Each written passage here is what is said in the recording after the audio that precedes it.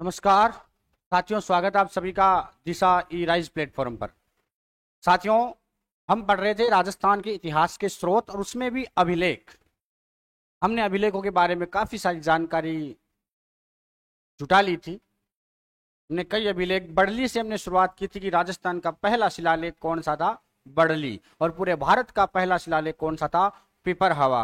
बड़ली शिलालेख का समय 443 ईसा पूर्व था। फिर हमने नानसा यूप स्तंभ, बरनाला यूप स्तंभ, घोसुंडी शिलालेख, बसंतगढ़ का लेख, बिजोलिया शिलालेख और ऐसे ही कई तरह के शिलालेख पढ़े थे हमने। अपराजित का शिलालेख है, कई तरह के शिलालेख हमने पढ़ लिए थे। आज हम शिलालेखों के अंतिम पैरे में हैं। आज हम कुछ मोस्ट इंपोर्टेंट और भी शिलालेख हैं, उनको देखेंगे। तो चलिए शुरू करते हैं। सबसे पहले हम आज का जो शिलालेख है, आपने नाम सुना होगा बहुत ही बेहतरीन तरीके से कि चीरवा का शिलालेख। कौन सा शिलालेख है मित्रों? चीरवा का शिलालेख है। देखो,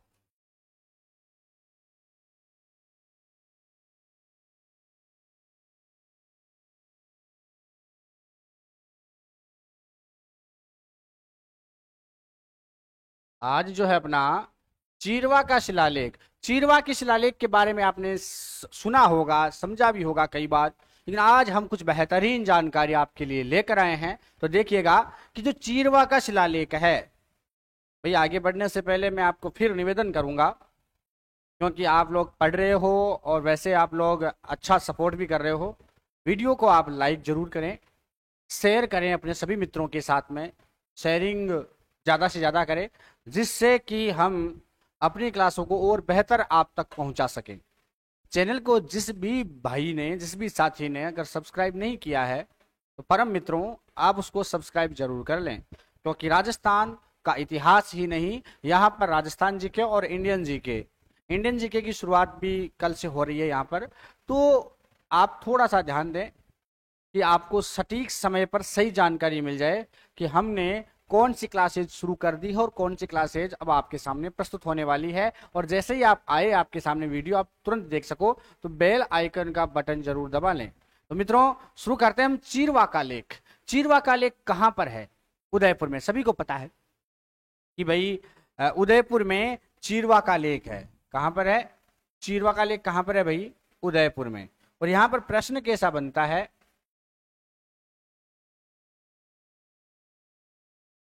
यहां से प्रश्न कैसा बनता है, सबसे खास बात है कि चीरवा में एक मंदिर है। उदयपुर के चीरवा कस्बे में एक मंदिर है और मंदिर के बाहर के द्वार पर संस्कृत भाषा में लिखा हुआ एक लेख प्राप्त हुआ है। कौन सी भाषा में?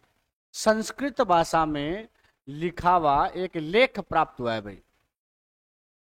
तो आपके लिए ये तो आप ध्यान में रख ही लोगे वैसे तो, ये कौन सी भाषा का लेख है। ये संस्कृत भाषा का लेख है। कौन सी भाषा का लेख है? संस्कृत भाषा का लेख है। खास बात है किसका? तो आपने नाम सुना होगा बप्पा रावल। बप्पा रावल के कुछ वंशज हैं, जैसे पदम सिंह है, जैत्र सिंह है, तेज सिंह है, समर सिंह है। उनकी जो उपलब्धियां हैं उनके बारे में यहां पर वर्णन किया गया है। तो कुल मिलाकर के ये कौन से वंश का वर्णन करता है, आपको इसके बारे में बताने की शायद आवश्यकता नहीं होगी, फिर भी मैं बता देता हूं, क्योंकि बप्पा रावल कौन से वंश से रहे हैं आप मुझे कमेंट बॉक्स में उत्तर दें। ये गुहिल वंश और उसके बाद में जो सिसोदिया वंश की जो प्रणाली है, ये गुहिल और सिसोदिया दोनों का वर्णन करता है। थोड़ा विशेष रूप से ध्यान देना कि गुहिल और सिसोदिया दोनों यानी मेवाड़ के वंशजों का वर्णन करता है। ये मेवाड़ के शासकों के बारे में वर्णन करता है। और मेवाड़ में विशेष रूप से दो तरह के शासक रहे हैं, एक तो गुहिल और एक सिसोदिया। एक तो कौन सा रहा है? गुहिल, और एक रहा है सिसोदिया। और ये इन दोनों का वर्णन करता है भाई, गुहिल का भी और सिसोदिया का भी। सबसे मोस्ट इंपोर्टेंट बात, किस किस का यहाँ पर वर्णन देखने को मिलता है अपने को? बप्पा रावल का केवल नाम यहाँ पर आपको देखने को मिल सकता है। बाकी बप्पा रावल के बाद के जो वंशज हैं, जो भी वंशज रहे हैं मोटे मोटे, जैसे पद्म सिंह है, पद्म सिंह का भी आपको इसमें वर्णन मिलेगा भाई। पद्म सिंह के अलावा जैत्र सिंह है। कौन से सिंह है? जैत्र सिंह है, तेज सिंह है, समर सिंह है ना? मैं लिख देता हूं वैसे, जैत्र सिंह, तेज सिंह, और समर सिंह। ये जो वंशज हैं इन सभी का वर्णन आपको इस लेख में, चीरवा के लेख में मिलेगा देखने को। कहां से प्राप्त हुआ? उदयपुर में संस्कृत भाषा है, एक मंदिर के बाहरी द्वार पर ये लगा हुआ था और वहां पर बप्पा रावल के वंशजों का नाम आपको देखने को मिलता है और उनकी उपलब्धियां जो है, इन्होंने क्या क्या हासिल किया, क्या क्या काम किए, तो इनकी उपलब्धियों का वर्णन आपको यहां पर मिलेगा इस लेख में। ये खास बात एक तो इस लेख की रहेगी। इसके अलावा अगर हम बात करें इसकी और भी कुछ खास, तो यहां पर क्या होता है कि जैत्र सिंह जो है एक बहुत ही ताकतवर शासक था। आपने मेवाड़ में जैत्र सिंह का नाम सुना होगा। एक भूताला का युद्ध आपने सुना होगा। भूताला का युद्ध बहुत ही महत्वपूर्ण युद्ध रहा है जैत्र सिंह और इल्तुतमिश के मध्य। दिल्ली के सुल्तान थे इल्तुतमिश। ध्यान देना, मैं थोड़ा सा यहां बता देता हूं आपको कि एक युद्ध आता है भूताला का युद्ध। इसके डेट के बारे में इतिहासकारों के मध्य मतभेद है, लेकिन ये लगभग 1227 ईस्वी की डेट मानी गई है।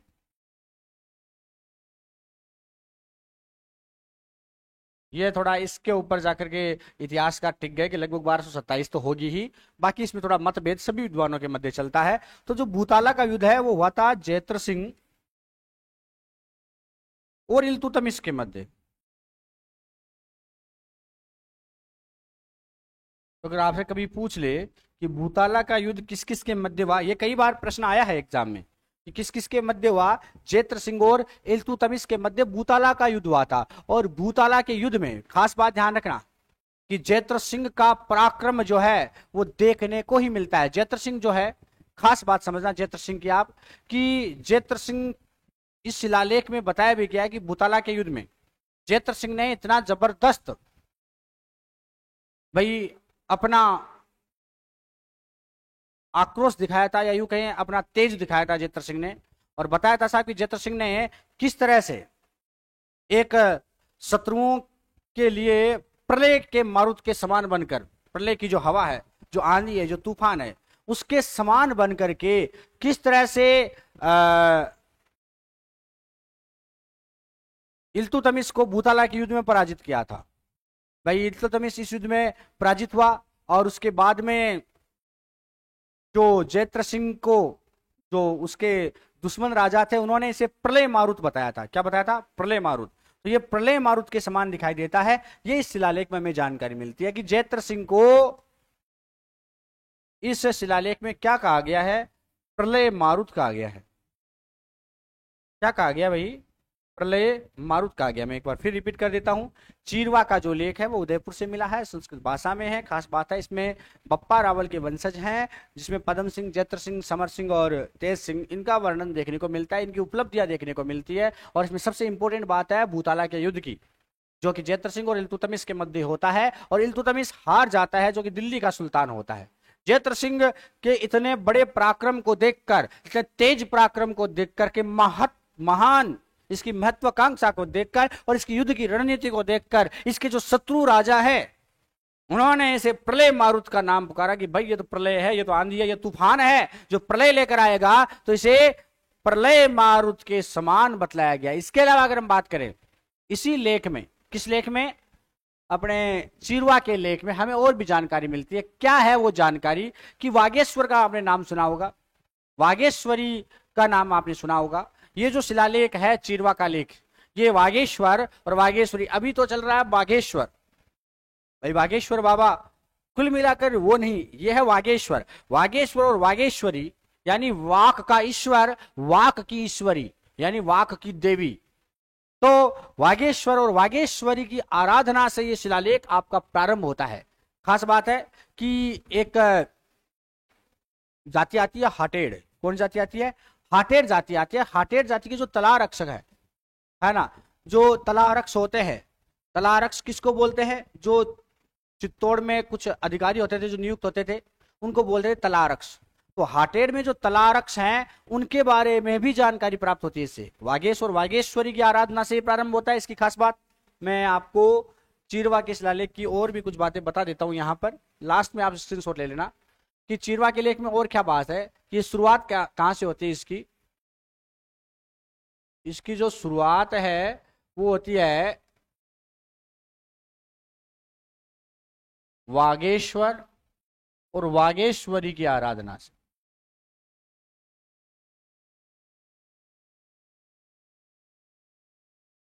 वागेश्वर और वागेश्वरी की आराधना से इसकी शुरुआत होती है। मोस्ट इंपोर्टेंट बात क्या रहेगी यहां पर कि इसमें एक जाति का उल्लेख है, हाटेड़ जाति। हाटेड़ जाति जो है इसका उल्लेख किया गया इस शिलालेख में। हाटेड़ जाति कौन थी तो ध्यान रखना, ये तलारक्स होती थी। हाटेड़ जाति के लोग ही तलारक्स बनते थे। हाटेड़ जाति के लोग ही क्या बनते थे, तलारक्स बनते थे। तलारक्स बोले तो ये चित्तौड़ में कोई अधिकारी यानी कोई पद है, चित्तौड़ में कोई नियुक्त अधिकारी होते थे, ये नियुक्त हुआ करते तलारक्स, है ना। जैसे सेनापति होते हैं वैसे तलारक्स होते हैं। तो ध्यान रखना उनके बारे में, यानी वागेश्वर और वागेश्वरी की आराधना से शिलालेख प्रारंभ होता है। अगर आपसे प्रश्न पूछे कि ऐसा कौन सा शिलालेख है जो वागेश्वर और वागेश्वरी की आराधना से प्रारंभ होता है, वो कौन सा है भाई, वो है चीरवा का लेख। तलारक्षों की नियुक्ति के बारे में कौन सा शिलालेख वर्णन करता है और हाटेड़ जाति के बारे में कौन सा शिलालेख वर्णन करता है, तो आप आराम से बता सकते हो कौन सा है, चीरवा का लेख। और अगर हम बात करें खास करके तो ध्यान रखना कि जो दुष्ट लोग होते थे, यहाँ के जो बदमाश लोग होते थे, चोर होते थे, डकैत होते थे, उनको सजा कौन देते थे, वो देते तलारक्स। कौन देते थे, तलारक्स। तो ये एक यूं कह सकते हैं कि सजा देने वाले अधिकारी हो सकते हैं तलारक्स। तो तलारक्स खास करके जो चोर डकैत दुष्ट पाखंडी जो व्यक्ति होते थे उनको सजा देने का काम करते थे। कभी कभार ये सेना में भी अपनी सेवाएं देते थे। मैं फिर तलारक्स के बारे में बता देता हूं आपको कि तलारक्स कौन होते थे। कि भाई कभी कभार ये दुष्टों को सजा देते थे, कभी कभार नहीं, इनका काम ही दुष्टों को सजा देना होता था। लेकिन सबसे मोस्ट इंपोर्टेंट बात यह है कि ये अपनी सैनिक सेवाएं भी देते थे। ये अपनी सैनिक सेवाएं भी देते थे। एक खास बात है, एक तलारक्स था योगराज। मैं आपको थोड़ा सा बता देता हूं इसके बारे में कि एक तलारक्स था योगराज, और योगराज का एक बड़ा बेटा था जिसका नाम है पमराम। क्या नाम है, पमराम। आपने नाम सुना होगा विशेष रूप से खास करके कि पमराम जो है वो जब इल्तुतमिश और जैत्र सिंह के मध्य युद्ध हुआ था, इल्तुतमिश और जैत्र सिंह के मध्य युद्ध हुआ था, उस समय भूताला के युद्ध में पमराम ने बहुत सहयोग दिया था। कौन सा राम, पमराम। पमराम ने बहुत सहयोग दिया था। अंत में वो भूताला में मारा गया। वैसे भूताला कहाँ है, अगर आपकी जानकारी के लिए बताऊं, मैं थोड़ा ध्यान देना, मैं फिर एक बार पीछे आ रहा हूं आपके लिए कि भूताला कहाँ है। भूताला है कहां पर, नागदा, उदयपुर में नागदा के समीप है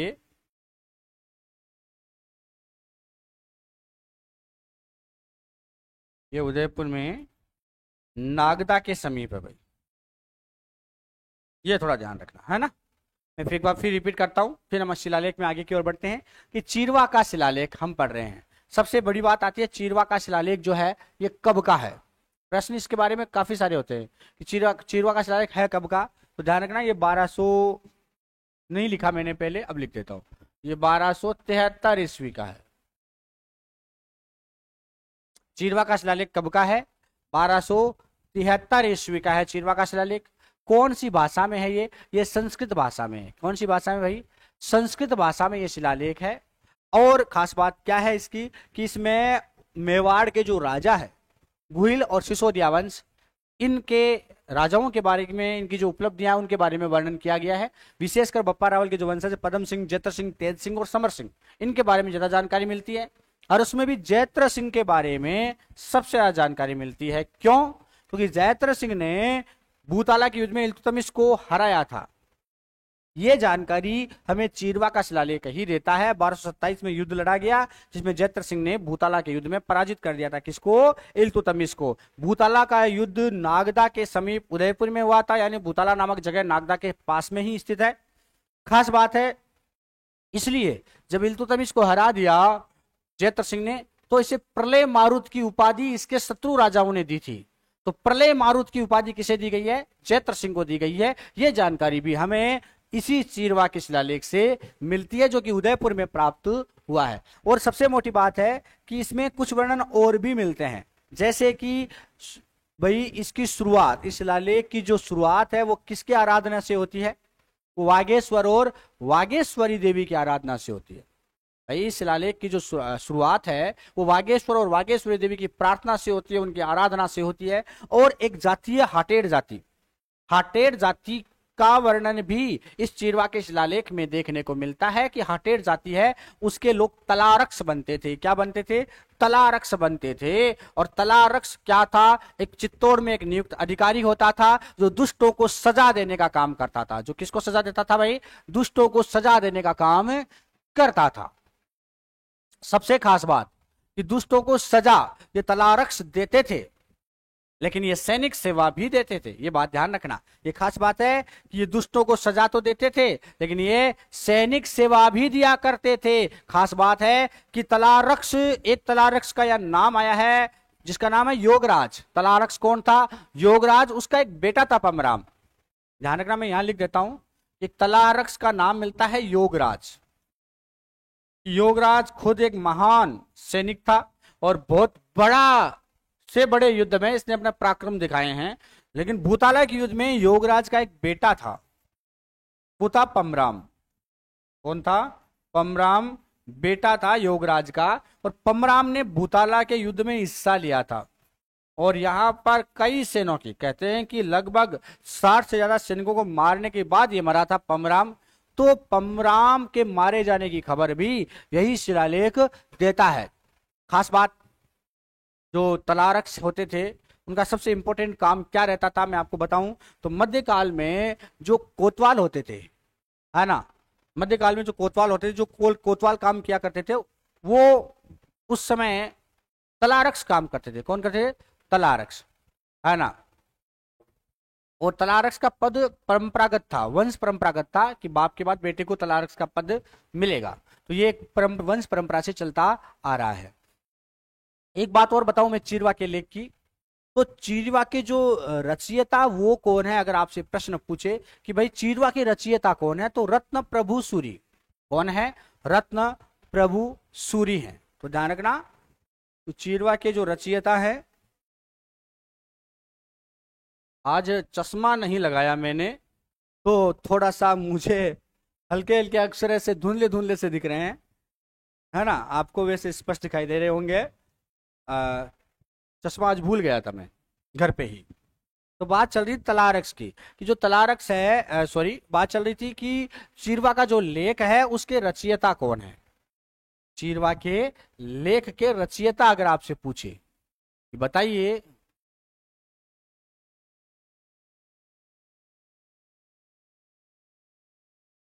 चीरवा के जो लेख के रचयिता है वो कौन है? तो रत्नप्रभ सूरी। रत्नप्रभु सूरी जो है वो चीरवा के लेख के रचयिता है भाई। कौन है? रत्न प्रभु सूरी, जो कि एक जो चैत्रगच्छ के आचार्य होते हैं। चैत्रगच्छ के आचार्य थे भुवन सिंह। कौन थे? भुवन सिंह सूरी। और भुवन सिंह सूरी के शिष्य थे रत्न प्रभु सूरी। तो ध्यान रखना, चैत्रगच्छ के आचार्य भुवन सिंह और भुवन सिंह के शिष्य थे रत्न प्रभु सूरी। किसके शिष्य थे? भुवन सिंह के शिष्य कौन थे भाई? रत्न प्रभु सूरी थे। तो सबसे इंपॉर्टेंट जानकारी ये ध्यान रखना कि भाई इस चीरवा का जो लेख है इसके रचयिता कौन है? रत्न प्रभु सूरी। इसके अलावा अगर हम बात करें इसके लेखकों की, तो इसका लेखक जो है वो आता है पार्श्वचंद। लेखक कौन आता है? पार्श्वचंद। आपसे पूछ ले इसका लेखक कौन है? पार्श्वचंद जो है इसका लेखक है। कौन है? पार्श्वचंद। और एक उत्कीर्णक भी मिलता है, केली। केली सिंह जो है वो इसका उत्कीर्णक है। एक शिल्पकार है देलहन। कौन है? देलहन। तो अगर आपसे पूछे उत्कीर्णक इसका कौन है? केली। और शिल्पकार कौन है इसका?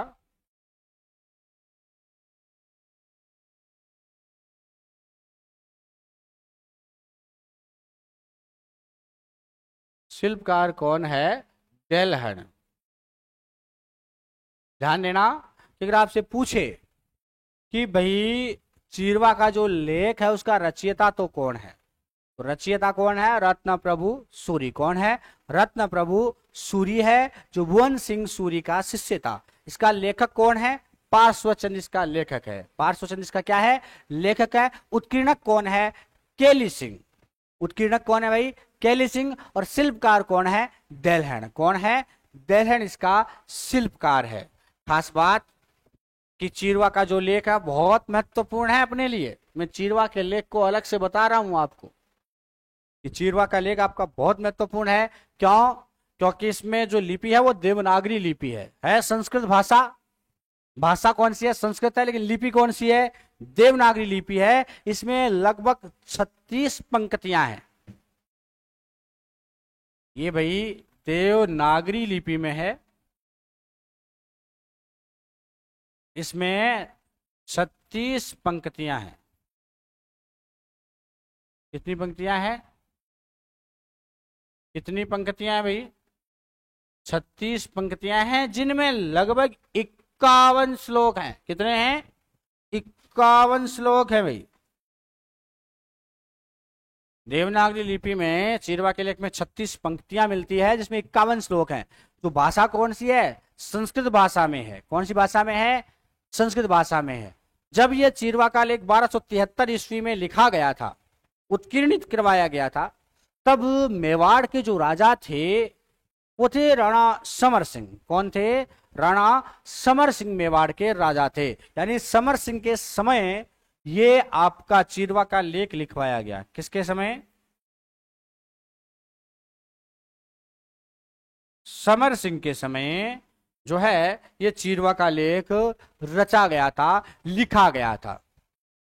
और खास बात, इस लेख में जो एकलिंग जी हैं, एकलिंग जी के जो अधिष्ठाता है उनको बोलते हैं पाशुपत योगी। क्या है? पाशुपत योगी जो है। खास बात, इस लेख में क्या है ऐसा, तो ध्यान रखना।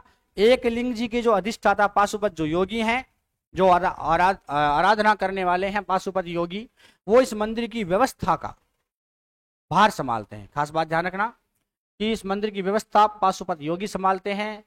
ये बात भी हमें चीरवा के लेख से मिलती है। कौन से लेख से? चीरवा के लेख से। क्या? कौन सी बात भाई? कि एक लिंग जो मंदिर है, एक लिंग मंदिर की जो व्यवस्था है वो कौन देखते हैं? पाशुपत योगी। कौन से योगी? पाशुपत योगी देखते हैं। ये बात हमें किससे मिलती है? चीरवा के लेख से मिलती है। लिखा किसी जैन आचार्य ने है, लेकिन वर्णन इसने पाशुपत संप्रदाय का भी किया है। चैत्रगच्छ के जो आचार्य होते हैं, जो विशेष रूप से जो जैन मुनि रत्न प्रभु सूरी है, चैत्रगच्छ के आचार्य भवानी सिंह के शिष्य रहे हैं।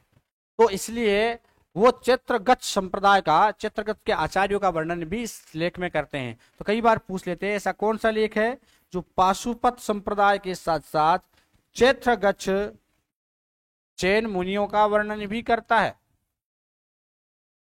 वो कौन सा है? चीरवा का लेख ही है जो चैत्रगच्छ जैन मुनि है उनका वर्णन करता है। खास बात, मैं आपको और बात बताऊं इसकी, तो चैत्रगच्छ जो मुनि है, तो चैत्रगच्छ के आचार्य है, उनका उल्लेख यहां पर किया गया है। खास बात, इसका उल्लेख करने के पीछे हमें क्या जानकारी मिलती है? तो चैत्रगच्छ के जो आचार्य हैं पहले शिक्षा देने का काम किया करते थे। तो उस समय की जो एजुकेशन प्रणाली है, उस समय की जो शिक्षा व्यवस्था है, उसकी जानकारी हमें चीरवा लेख से मिलती है। किससे मिलती है?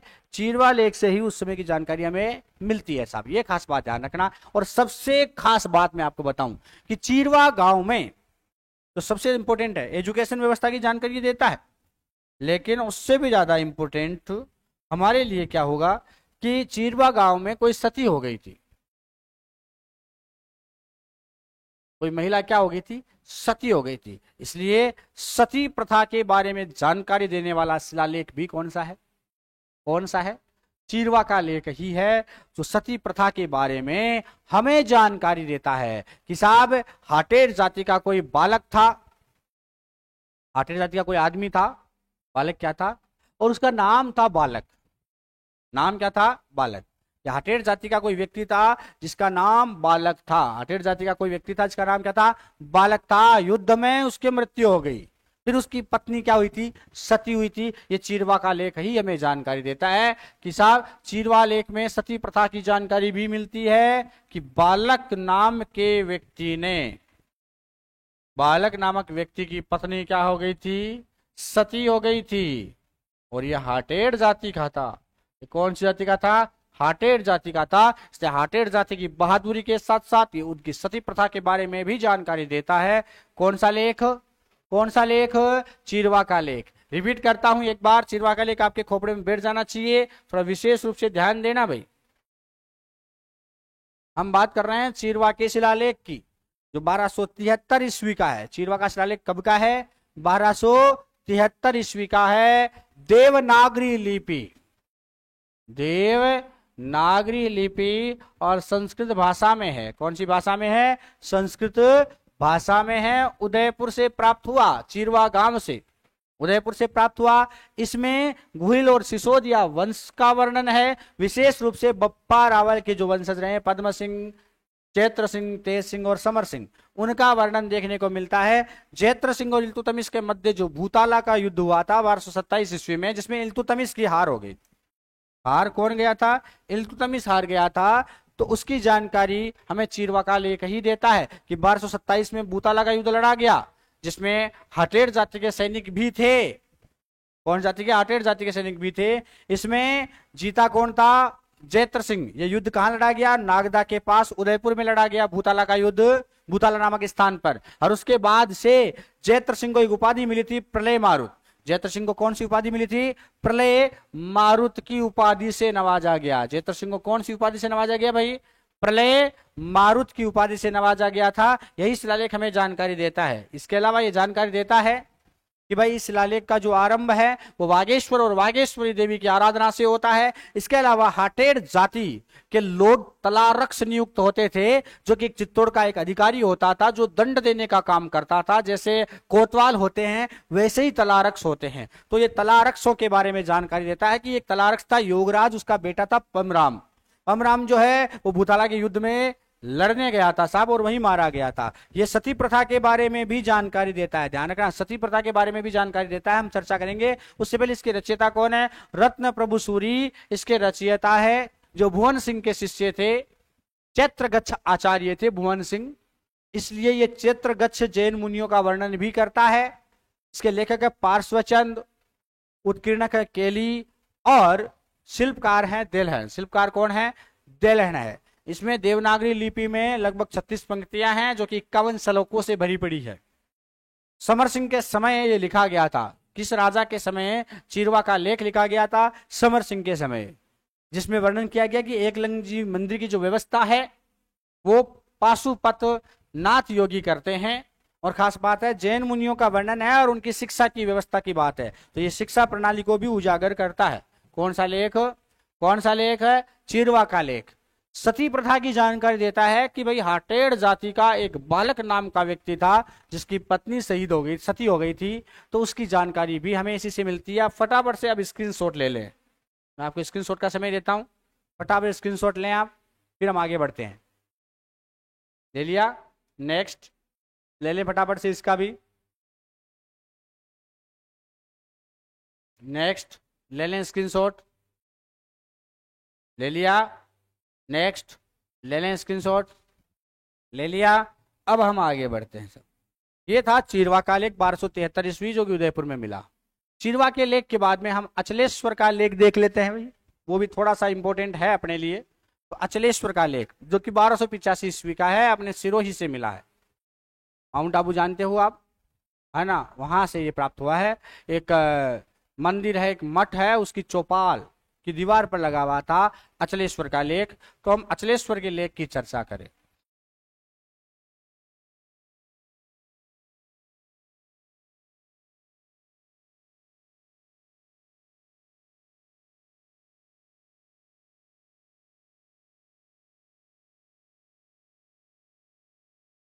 अचलेश्वर का लेख आपसे पूछे कहां से प्राप्त हुआ है? माउंट आबू सिरोही से ये प्राप्त हुआ है। माउंट आबू सिरोही से प्राप्त हुआ है। पूछे कब का है, तो ध्यान रखना ये 1285 ईस्वी का है। कब का है भाई ये 1285 ईस्वी का है। अचलेश्वर का लेख आबू सिरोही से प्राप्त हुआ है, 1285 ईस्वी का है।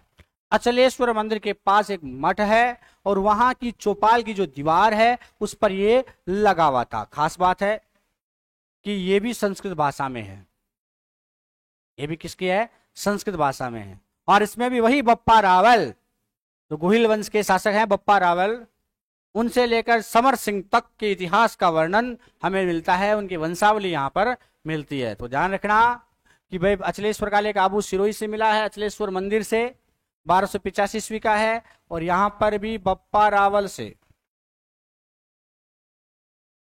समर सिंह तक के इतिहास की जानकारी मिलती है। बप्पा रावल से समर सिंह तक के इतिहास की जानकारी हमें प्राप्त होती है। यहां पर वही गुहिल वंश की जानकारी देने वाला ये शिलालेख है। खास बात है, कोई वेद शर्मा थे, कोई शंभुचंद्र थे और एक कर्म सिंह था। कौन कौन थे? वेद शर्मा, 3 बंदे हैं, मैं आपको बता दूं। एक कोई वेद शर्मा है, कौन है मित्रों? वेद शर्मा, आप जरूर याद रखना। एक शुभ चंद्र है, कौन है? शुभ चंद्र है, ये ध्यान रखना आप, शुभ चंद्र। एक कर्म सिंह है, एक कौन है? कर्म सिंह है। ये 3 आदमी हैं, इनके बारे में मैं आपको बता देता हूं वैसे कि भाई जो अचलेश्वर का लेख है ये आबू सिरोही से हमें प्राप्त हुआ है, 1285 ईस्वी का है। इसमें बप्पा रावल से लेकर के समर सिंह तक का इतिहास मिलता है। बप्पा रावल से समर सिंह तक का इतिहास हमें मिलता है, उनकी वंशावली मिलती है हमें कि कौन किसका बाप किसका बेटा था। 3 आदमी हैं, वेद शर्मा, शुभचंद्र और कर्म सिंह। वेद शर्मा इसके रचयिता हैं। वेद शर्मा इसके क्या हैं? रचयिता हैं मित्रों। कभी आपसे पूछ ले कि अचलेश्वर के रचयिता कौन है, हमने चीरवा में पढ़ा, तो चीरवा के रचयिता कौन है? कमेंट बॉक्स में लिखें। भवानी सिंह के शिष्य, भवानी सिंह सूरी के शिष्य, भुवन सिंह सूरी के शिष्य कौन है? वो रत्न प्रभु सूरी। कौन है? रत्न प्रभु सूरी, वो रचयिता है। इसके रचयिता है वेद शर्मा। कौन है? अचलेश्वर के रचयिता वेद शर्मा है। वहीं अगर मैं आपसे बात करूं कि भाई कौन है शुभचंद्र, इसके लेखक हैं। कौन है? लेखक हैं शुभचंद्र।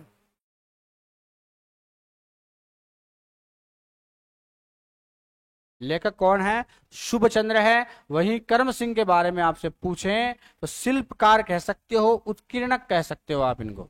शिल्पकार हैं या उत्कीर्णक, यही हैं इसके। तो शिल्पकार और उत्कीर्णक कौन है? कर्म सिंह है। अचलेश्वर लेख के लेखक कौन है? शुभचंद्र है। और रचयिता कौन है? वेद शर्मा। रचयिता कौन है भाई? वेद शर्मा इसके रचयिता है। बात आती है कुछ खास, आपने अगर हारित ऋषि को पढ़ा हो, मैं अचलेश्वर लेख की बात कर रहा हूं कि भाई ये लगभग इसमें 62 श्लोक हैं। कितने श्लोक हैं इसमें? लगभग 62 श्लोक है अचलेश्वर के लेख में। कितने हैं भाई? 62 श्लोक है। अगर आपने कभी हारित ऋषि को पढ़ा हो, कभी भी आपने अगर हारित ऋषि का नाम सुना हो, तो हारित ऋषि ने तपस्या कहाँ की थी? नागहट्ट में। ये नागहट्ट कहाँ है? नागदा को ही हम बोलते हैं नागहट्ट, है ना। तो बिजोलिया शिलालेख में नागदा का नाम क्या मिलता है हमें? नागहट्ट मिलता है। मिलता है ना। प्राचीन नाम बिजोलिया शिलालेख, प्राचीन शहरों के जो नाम है, प्राचीन जो नाम है नगरों के, वो बिजोलिया शिलालेख में लिखे गए हैं।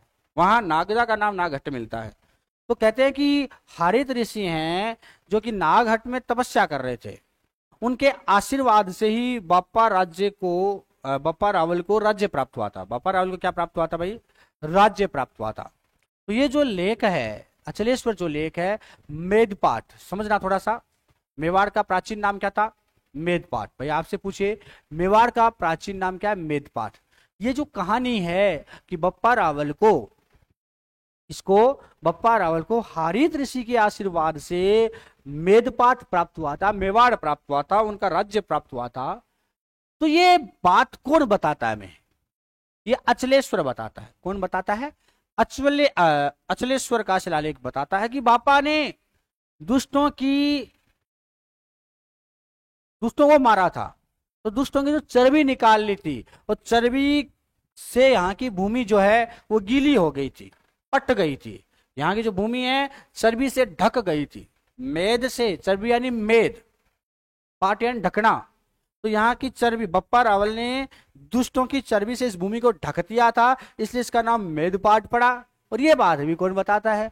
अचलेश्वर बतलाता है। कौन बतलाता है? अचलेश्वर का लेख बताता है। और मैं आपको बता दूं कि अचलेश्वर के मठाधीश थे भावशंकर। नाम सुना होगा आपने भावशंकर का, कि भावशंकर मठाधीश थे। उनके कहने पर एक समर सिंह ने अचलेश्वर मठ का जीर्णोद्धार करवाया था, और उनके लिए भोजन की, जो तपस्वी थे वहां के, उनके लिए भोजन की व्यवस्था की थी। ये जानकारी भी हमें कहां से मिलती है? अचलेश्वर से। चलो ये तो सामान्य जानकारियां थी, लेकिन मैं मोस्ट इंपोर्टेंट जानकारी आपको बताऊं कि माउंट आबू में वशिष्ठ ऋषि ने यज्ञ किया था, और वहां से अग्नि कुंड से राजपूतों की उत्पत्ति हुई, जिसमें धूम्रराज परमार जो है वो मूलतया देखने को मिला था। यह जानकारी हमें अचलेश्वर ही देता है। मैं आपको बताता हूं, चलिए यहां पर मैं नोट करता हूं कुछ चीजें कि अचलेश्वर का लेख आबू सिरोही से मिला। अचलेश्वर का लेख कहां से मिला? आबू सिरोही से मिला। कब का है? 1285 ईस्वी का। कब का है? 1285 ईस्वी का है। लगभग 62 श्लोकों में उत्कीर्ण है। इसके रचयिता वेद शर्मा है, शुभचंद्र इसके लेखक हैं, कर्म सिंह इसके शिल्पकार हैं। कर्म सिंह क्या है? इसके शिल्पकार और उत्कीर्णक है। बात करें कि इसमें बप्पा रावल से समर सिंह तक की वंशावली का वर्णन है। बप्पा रावल से समर सिंह तक की किसका वर्णन है? वंशावली का वर्णन है। खास बात आती है इसमें, जो मोस्ट इंपोर्टेंट जानकारी वो ये है कि हारित ऋषि के आशीर्वाद से, किसके आशीर्वाद से? हारित ऋषि के आशीर्वाद से बप्पा को मेदपाट का राज्य मिला था। इसका नाम मेदपाट कैसे पड़ा? क्योंकि भाई दुष्टों का संहार किया था बप्पा ने, और उनकी मेद यानी उनकी चर्बी से ढक दिया था इस पूरी भूमि को, इसलिए इसका नाम पड़ गया। मेदपाट का राज्य मिला था बप्पा रावल को। यह जानकारी हमें यहीं से मिलती है। इसके अलावा समर सिंह जो था, उसने एक मठाधीश थे भावशंकर। कौन थे? भावशंकर मठाधीश थे। उनके कहने पर अचलेश्वर मंदिर का जीर्णोद्धार करवाया था, और साधु संतों के लिए भोजन की व्यवस्था की थी। अचलेश्वर मंदिर का क्या करवाया था? जीर्णोद्धार करवाया था, और साधु संतों के लिए भोजन की व्यवस्था की थी। ये सारी जानकारी हमें अचलेश्वर के लेख से मिलती है। लेकिन इनसे भी इंपॉर्टेंट जानकारी यह है अग्निकुंड की से राजपूतों की उत्पत्ति। अग्निकुंड से राजपूतों की जो उत्पत्ति होती है, अग्निकुंड से किसकी उत्पत्ति होती है भाई? राजपूतों की जो उत्पत्ति होती है, वो कौन सा शिलालेख ये जानकारी देता है? वो अचलेश्वर शिलालेख ही है, जो अग्निकुंड से राजपूतों की उत्पत्ति मानता है। विशेषकर धूम्रराज परमार को आदि पुरुष मानता है इस उत्पत्ति का। धूम्रराज परमार, कि भाई एक धूम्रराज परमार नाम का व्यक्ति उत्पन्न हुआ, और उससे सारे परमार निकले थे। तो ये परमारों की उत्पत्ति के बारे में विशेष बताता है। परमारों का आदि पुरुष या मूल पुरुष आपसे पूछे तो अचलेश्वर शिलालेख के अनुसार धूम्रराज है। कौन है? धूम्रराज है। परमारों का जो आदि पुरुष है, जो मूल पुरुष है, वो कौन है? धूम्रराज परमार है। मित्रों, ये आप खास बात ध्यान रखना। फटाफट स्क्रीनशॉट लें, फिर हम एक बार रिपीट करके आगे बढ़ते हैं। जल्दी लें। ले लिया होगा। चलिए अचलेश्वर का लेख एक बार रिपीट कर ले, जिससे हमारे माइंड में फिट बैठ जाए। कि अचलेश्वर का जो लेख है ये 1285 ईस्वी का है, आबू सिरोही से मिला है। इसके रचयिता वेद शर्मा, शुभचंद्र जो हैं इसके लेखक हैं, कर्म सिंह इसके उत्कीर्णक या शिल्पकार है। इसमें बप्पा रावल से लेकर समर सिंह तक के इतिहास का, उनकी वंशावली का वर्णन है। वहीं इसी से जानकारी मिलती है कि बप्पा रावल को किस तरह से मेवाड़ राज्य मिला था, किस ऋषि के आशीर्वाद से मिला था। ये जानकारी हमें अचलेश्वर लेख ही देता है। और मेवाड़ का नाम मेदपाट कैसे पड़ा, ये जानकारी भी हमें, भाई चर्बी से पड़ा, तो ये जानकारी भी हमें अचलेश्वर लेख ही देता है। इसके अलावा राजपूतों की उत्पत्ति अग्निकुंड से हुई। परमार वंश का आदि पुरुष धूम्रराज परमार था, जो अग्निकुंड से निकला था। ये जानकारी भी हमें अचलेश्वर ही देता है कि किस तरह से वशिष्ठ ने यज्ञ किया और यज्ञ के सामने 4 व्यक्तियों को बिठाया, उनसे आहुति दिलवाई, उनका शुद्धिकरण किया, उनको भाई वीर बनने के लिए प्रेरित किया, और वो 4 उस अग्नि के सामने आहुति दे करके अपने आप को अग्नि जैसा प्रज्वलित किया था। कहने का तात्पर्य यह है कि चारों बंदों ने अग्नि संस्कार के बाद में तिलक वगैरह लगाया और युद्ध में टूट पड़े थे। ये होता है अग्नि से उत्पत्ति। हवन करने के बाद में एक नया रूप धारण करना। कि पहले मैं एक सामान्य आदमी था, मैंने हवन करने के बाद में मैं एक विशेष व्यक्ति बन गया। तो ये अग्निकुंड से उत्पत्ति की बात अचलेश्वर शिलालेख हमें जानकारी देता है कि आदि पुरुष धूम्रराज परमार परमारों के थे। ये जानकारी भी हमें कौन देता है? अचलेश्वर का लेख देता है। ये है अचलेश्वर का लेख। आगे हम बात करते हैं श्रृंगी ऋषि के लेख की। श्रृंगी ऋषि का लेख एक मोस्ट इंपोर्टेंट है मित्रों, काफी जानकारी देने वाला शिलालेख है। चलिए, श्रृंगी ऋषि का लेख वैसे 1428 ईस्वी का है। ये श्रृंगी ऋषि का, उसी की हम जानकारी लेते हैं।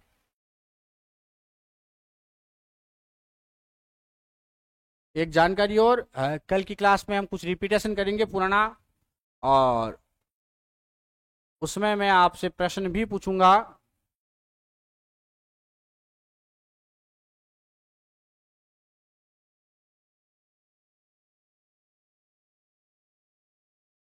भाई अब तक जो आपने पढ़ा है वो आपको कितना याद हुआ है। तो कल आप तैयार होके आइएगा क्लास में, है ना। हम प्रश्न उत्तर करेंगे कि भाई अब तक जो शिलालेख पढ़े हैं उनमें से कितना आपको याद है, कितना आपके कॉन्सेप्ट क्लियर है। कोई भी प्रश्न है तो आप कमेंट में उत्तर दीजिएगा, है ना। कुल मिलाकर के आप मेरे साथ कल निश्चित रूप से जुटिएगा। श्रृंगी ऋषि का लेख 1428 ईस्वी का है। कब का है मित्रों? 1428 ईस्वी का है श्रृंगी ऋषि का लेख। और खास बात है मिला कहां से है? तो एक श्रृंगी ऋषि नाम का स्थान है जो एकलिंग जी से, जो एकलिंग जी का मंदिर है, एकलिंग जी जो स्थान है उससे लगभग 10 किलोमीटर दूरी पर है श्रृंगी ऋषि आश्रम। वहीं श्रृंगी ऋषि नामक स्थान से हमें मिला है श्रृंगी ऋषि का शिलालेख। ये भी अपने संस्कृत भाषा में है। ये भी कौन सी भाषा में है? संस्कृत भाषा में है, उदयपुर से प्राप्त हुआ है। श्रृंगी ऋषि का लेख भी हमें कहां से प्राप्त हुआ है? उदयपुर से। इसमें भी जो मेवाड़ के जो महाराणा है, जैसे हमीर है, क्षेत्र सिंह है, लक्ष्य सिंह है, मोकल है, उनकी जो उपलब्धियां है उनकी जानकारी देता है श्रृंगी ऋषि का लेख। कौन कौन है भाई? भाई मेवाड़ के शासक कौन कौन है, किस किस के बारे में ज्यादा जानकारी मिलते देता है ये श्रृंगी ऋषि का लेख? हमीर के बारे में, हमीर के बारे में जानकारी देता है। इसके अलावा क्षेत्र सिंह के बारे में अधिक जानकारी देता है। राणा लाखा, लक्ष्य सिंह जिसको बोलते हैं, लाखा के बारे में जानकारी देता है। मोकल, मोकल के बारे में भी ये जानकारी देता है। हमीर, क्षेत्र सिंह, लाखा और मोकल, इनके बारे में, इनकी जो उपलब्धियां हैं उन उपलब्धियों के बारे में जानकारी देने वाला लेख कौन सा है? श्रृंगी ऋषि का लेख है। इसका लेख है भाई श्रृंगी ऋषि का लेख है, जो इनकी उपलब्धियों के बारे में हमें जानकारी प्रदान करता है। कि भाई इस लेख की रचना आपको पता है 1428 ईस्वी में हुई। इस लेख की रचना कब हुई थी? 1428 ईस्वी में हुई। तो मुझे आप बताओ कि 1428 ईस्वी में शासक कौन था मेवाड़ का? फटाफट से बताओ। मोकल। कौन था? मोकल। तो ये लेख किसके समय का है? मोकल के समय का है ये लेख, क्योंकि 1428 में शासक था मोकल। तो मोकल जो है, मोकल के टाइम का है श्रृंगी ऋषि का लेख। कि मोकल जो है उनकी एक पत्नी थी गौरांबिका।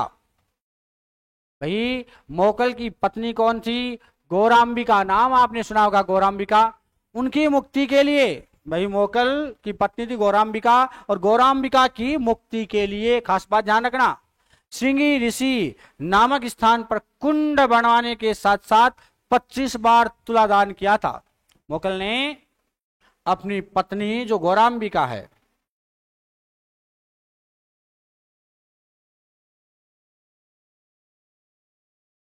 मोकल की पत्नी कौन है? गौरांबिका।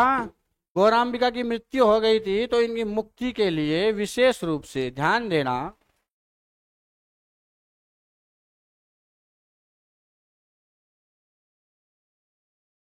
गौरांबिका की मुक्ति के लिए एक तो श्रृंगी ऋषि नामक स्थान पर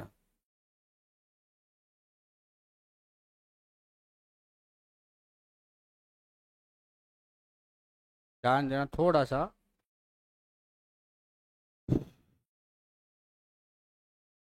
श्रृंगी ऋषि नामक स्थान पर एक तो कुंड बनवाने की बात कही थी इसने।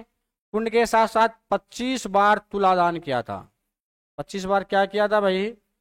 तुलादान किया था। इसका उल्लेख मिलता है कि गौरांबिका जो पत्नी है मोकल की, उसकी मुक्ति के लिए 25 बार तुलादान और श्रृंगी ऋषि पर कुंड बनवाने की बात कही थी। इसके अलावा खास बात और भी थी कि 25 बार तुलादान जो किया था मोकल ने, है ना, वो क्यों किया था? गौरांबिका की मुक्ति के लिए। मोकल ने एकलिंग जी का जो मंदिर है उसके चारों तरफ प्राचीर बनवाई थी, चारों तरफ दीवार भी बनवाई थी और उसके 3 द्वार बनवाए थे। कितने द्वार बनवाए थे? 3 द्वार बनवाए थे।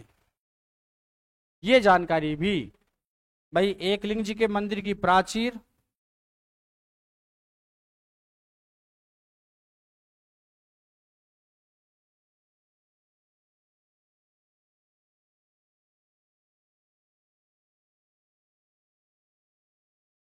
प्राचीर और 3 द्वार एकलिंग जी मंदिर के, वो बनवाने का श्रेय किसे जाता है?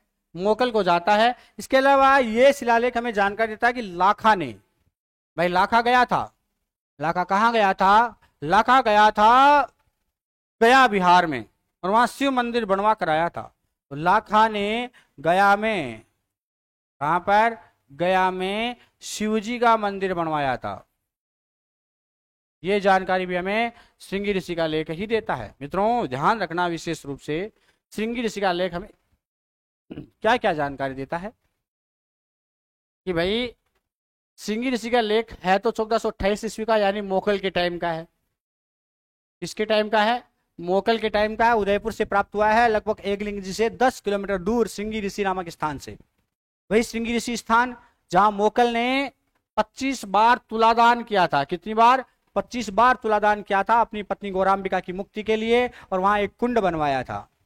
और वहीं एकलिंग जी का जो मंदिर है उसकी 4 दीवारी बनवाई थी, इसकी जानकारी भी इसी लेख में मिलती है। और वहां 3 द्वार बनवाए थे, इसकी जानकारी भी हमें इसी श्रृंगी ऋषि के लेख से मिलती है। श्रृंगी ऋषि का लेख में हमीर, क्षत्र सिंह, लाखा और मोकल, इन चारों की जानकारी में प्राप्त होती है कि लाखा ने गया में शिव मंदिर बनवाया था। इसके साथ साथ इनकी क्या क्या और उपलब्धियां रही है, इनकी जानकारी भी हमें श्रृंगी ऋषि का लेख ही देता है। ये आप विशेष रूप से ध्यान रखना।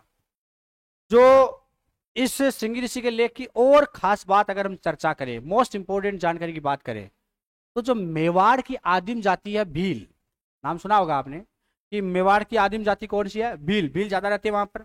उनकी सामाजिक जीवन कैसा रहा है ना, वो जो है वो कैसे जीते थे, तो भीलों के सामाजिक जीवन की जानकारी भी श्रृंगी ऋषि का लेख ही देता है।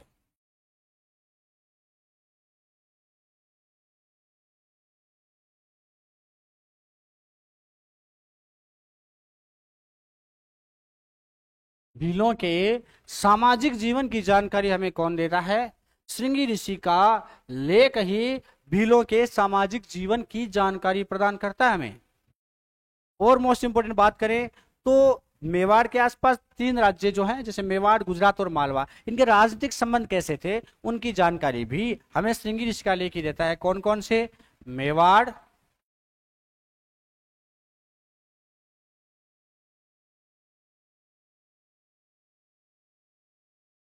भाई एक तो मेवाड़, एक मालवा और एक गुजरात, इनके राजनीतिक संबंधों की जानकारी।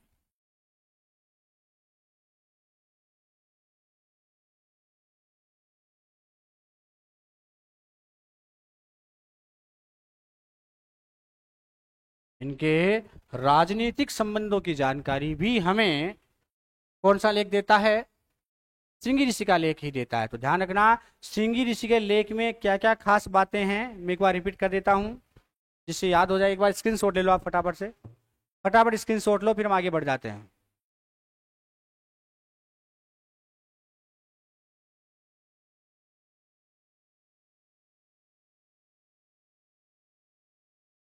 कर लिया? आगे वाला भी ले लो, ये भी ले लो आप, स्क्रीनशॉट तो आप तीनों ले लो जिससे आपको याद रह जाए, खास करके आप भूले नहीं। देखो, श्रृंगी ऋषि का लेख कब का है? 1428 ईस्वी का है, महाराणा मोकल के टाइम का है। खास बात है, मोकल ने अपनी जो पत्नी गौराम्बिका उसके लिए 25 बार तुलादान किया था, इसकी जानकारी देता है। और एकलिंग जी के मंदिर की 4 दीवारी बनवाई थी, वहां पर 3 द्वार बनवाए थे, वहां एक कुंड बनवाया था श्रृंगी ऋषि नामक स्थान पर। ये सारी जानकारी हमें श्रृंगी ऋषि का लेख देता है।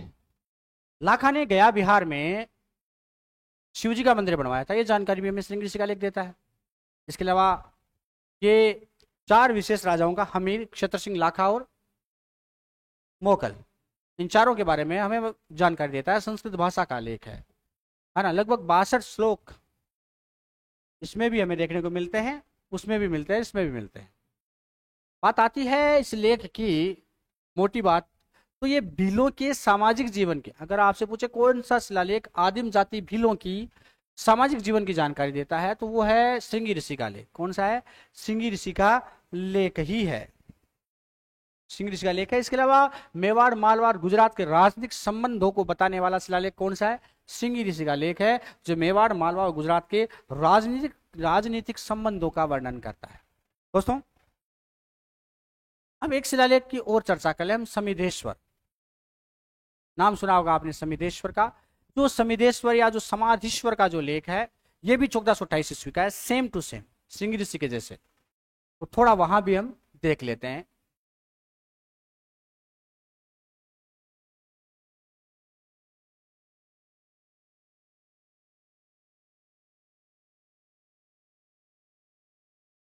समिधेश्वर का लेख या समिधेश्वर का शिलालेख कब का है?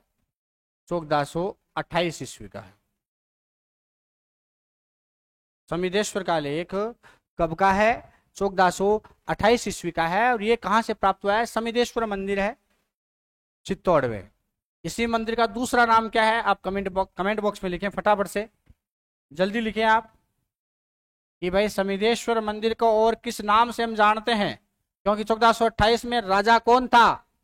फटाफट से बताते हुए मंदिर का नाम भी लिखें, मैं नहीं बताऊंगा अब आपको, क्योंकि आप जानते हो समिधेश्वर मंदिर से प्राप्त हुआ है, संस्कृत भाषा में है, ये भी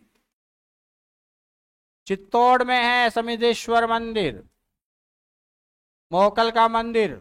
ध्यान रखना, समिधेश्वर का लेख 1428 ईस्वी में चित्तौड़ से में प्राप्त होता है। खास बात है, इसमें सबसे खास जानकारी जो मिलती है कि भाई महाराणा लाखा थे। कौन थे? महाराणा लाखा। उन्होंने झोटिंग भट्ट नामक विद्वान को आश्रय दिया था। कौन से विद्वान को आश्रय दिया था? झोटिंग भट्ट नामक विद्वान को आश्रय दिया था। कि झोटिंग भट्ट नाम का कोई विद्वान था, उसे उन्होंने महाराणा लाखा ने अपने यहां पर आश्रय दिया था। तो लाखा का आश्रय पाने वाला विद्वान कौन था? झोटिंग भट्ट। और इसकी जानकारी हमें समिधेश्वर का लेख देता है। इसके जो रचयिता है वो एकनाथ हैं, लेखक हैं इसके बीशल, और उत्कीर्णक है गोविंद। एकनाथ, बीशल और गोविंद का नाम आप अपने जहन में बिठा लो। एकनाथ,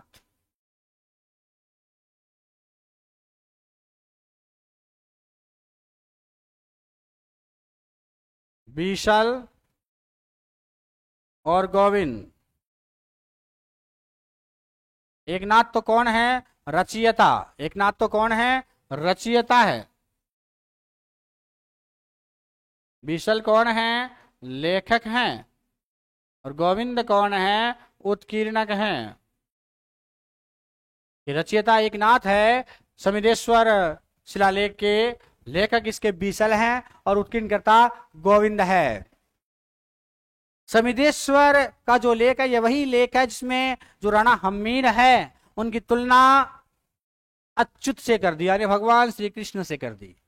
अच्युतम माधवम सुना होगा आपने, राम नारायणम, है ना। तो अच्युत से तुलना करने वाला हम्मीर की तुलना कामदेव से कर दी। इतना फूट रहा था, इतना अच्छा था, इतना प्यारा था ये हम्मीर, तो हम्मीर की तुलना कामदेव से कर दी। हम्मीर की तुलना कर्ण से कर दी कि दानवीरों में कर्ण था हमीर, सृष्टि के पालन करता, रचना करना में ब्रह्म था और वहीं संहार करने में शंकर था। कुल मिलाकर के हमीर को क्या क्या कह दिया समिदेश्वर के लेख में कि हमीर कौन भाई, हमीर कोई छोटा मोटा आदमी नहीं था, ये अच्युत था, जन का पालन करने में अच्युत था, कूटनीति में भी अच्युत था, ये फूटरा में यानी सुंदरता में कामदेव था, ये तो फूट रहो तो सुंदरता में एक ऐसा था कामदेव था, वहीं ये रचना करने में ब्रह्मा था और संहार करने में ये शिव था। तो इसकी तुलना अच्युत, कामदेव, ब्रह्मा और शिव से की गई है। दानवीरों में ये कर्ण था, दानवीरों में क्या था, ये कर्ण था। ये समिदेश्वर का ही लेख है जिस 1428 ईस्वी का है, समिदेश्वर मंदिर चित्तौड़ से मिला है और इसी में लाखा के समय झोटिंग भट्ट विद्वान ने आश्रय पाई थी। लाखा के यहां पर यह जानकारी मिलती है और हम्मीर की तुलना अच्युत, कर्ण, ब्रह्मा, शिव, कामदेव इन सब से कर दी साहब। इसके रचयिता एकनाथ, लेखक विशाल और उत्कीर्णक गोविंद थे। उत्कीर्णक कौन थे? गोविंद थे। खास बात है इससे हमें जो मेवाड़ के जो शिल्पकार हैं, शिल्पकारों की जानकारी मिलती है, उनकी वंश परंपरा की जानकारी मिलती है और यह लेख है अपना समिदेश्वर का लेख। फटाफट से आप स्क्रीनशॉट लें। ले लिया? चलिए तो दोस्तों बात है समिदेश्वर लेख की, एक बार रिपीट करते आगे बढ़ जाता हूं। 1428 ईस्वी का है, समिदेश्वर मंदिर से प्राप्त हुआ, चित्तौड़ से प्राप्त हुआ और मौका लाखा के समय झोटिंग भट्ट विद्वान ने आश्रय पाई थी, ये जानकारी प्राप्त हुई। हमीर को अच्युत, केशव अच्युत, कर्ण, कामदेव, शिव, ब्रह्मा इन सब की उपमा दे दी गई थी। खास बात इसके रचयिता एकनाथ, लेखक विशाल और उत्कीर्णक गोविंद हैं, ये आपको ध्यान में रखना है मित्रों। अब इन तीनों चारों शिलालेखों को आप अच्छे से पढ़ना, ज्यादा से ज्यादा शेयर करना, लाइक करना, कमेंट भी करना कि आपको वीडियो कैसा लगा, जरूर हमें बतलाना। आप सब्सक्राइब अगर नहीं किया चैनल को तो तुरंत प्रभाव से वीडियो देखते देखते ही जो सब्सक्राइब का बटन है उसको दबा दें और बेल आइकन भी दबा लें। मैं निश्चित रूप से आपके साथ रहूंगा। आगे कुछ प्रशस्तियां और हैं जिनको भी हम पढ़ेंगे। एक भाबरू का शिलालेख, अपना मोटा शिलालेख है, उसको भी हम देखेंगे और कुछ प्रशस्तियां भी हम देखेंगे। फिर हम इतिहास के कुछ अन्य तथ्यों की ओर जाएंगे। तब तक के लिए जय हिंद मित्रों, जय भारत। शेयर जरूर कर लें। मैं आपको फिर कहूंगा कि वीडियो को अगर आप शेयर नहीं कर रहे हैं तो शेयर जरूर कर लें, क्योंकि आपके शेयर पर ही सारा मामला टिका हुआ है, आप जानते हो। लाइक जरूर करें।